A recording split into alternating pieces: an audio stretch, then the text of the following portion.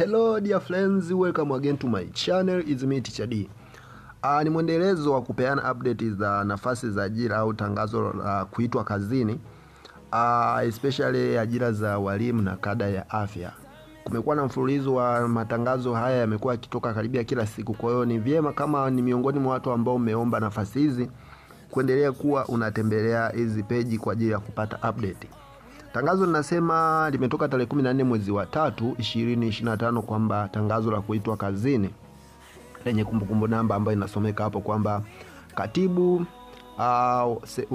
wa Secretariat ya ajira katika utumishi wa umma anapenda kuwataarifu waombaji kazi wa nafasi mbalimbali waliofanya usaili kati ya tarehe 2 mwezi wa 9 2024 na tarehe 24 mwezi wa 2 2025 kuwa matokeo ya waombaji kazi waliofaulu usaili huo ni kama yalivyoorodheshwa katika tangazo hili.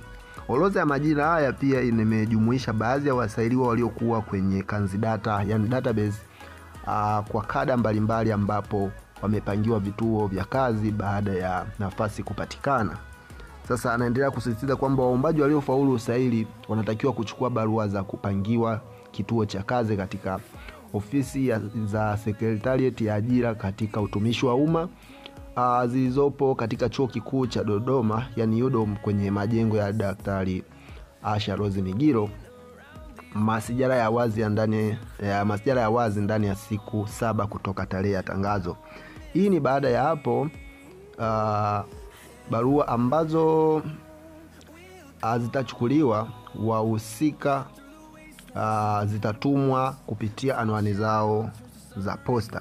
Lakini anasisitiza kwamba aidha waombaji kazi waliofaulu usaili na kupangiwa kituo cha kazi wanatakiwa kuripoti kwa mwajiri kwa muda ambao umeainishwa kwenye barua za kupangiwa kituo cha kazi wakiwa na vyeti halisi, yani original certificates. Na anasisitiza kwamba za masomo kuanzia kidato cha 4 na kuendelea ili vihakikiwe na mwajiri kabla ya kupewa barua ya ajira. Kwa wale ambao majina yao hayapo katika tangazo hili, watambue kuwa hawakupata nafasi, yani kwa maana nyingine hawakufaulu usaili. Hivyo wasisite kuomba kwa mara nyingine nafasi za kazi zitakapotangazwa. Muhimu ni kwamba wanaokuja kuchukua barua za kupangiwa kazi au kupangiwa nafasi hizi wanatakiwa kuja na vitambulisho, yani waweze kutambuliwa kwa kutumia vitambulisho kama kitambulisho cha uraia, hati ya kusafiria, kitambulisho cha Mzanzibari mkazi, kitambulisho cha mpiga kura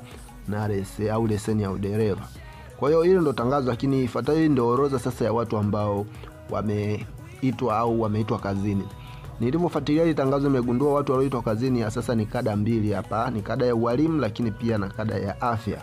Kwa hiyo kama utakuwa ni miongoni mwa watu ambao huo muda uliotajwa ulifanya maombi katika hizi kada mbili, basi unaweza ukatembelea hili tangazo na kuona kama wewe ni miongoni. Lakini pia nimeona na afisa maendeleo ya jamii wapo humu, kiachana na walimu, lakini namba kubwa ni walimu pamoja na watu wa afya, clinical officers. Kwa hiyo nadhani tembelea hili tangazo uweze kuona kama na wewe ni miongoni mwa watu ambao wameitwa kazini kutokana na tangazo hili. Nitaendelea kukuletea update mbalimbali kuhusiana na masuala ya ajira. Kama utakuwa interested, ni kuomba usiache kusubscribe, kulike, kushare pamoja na kucomment. It's me Teacher D. See you next time. Bye bye.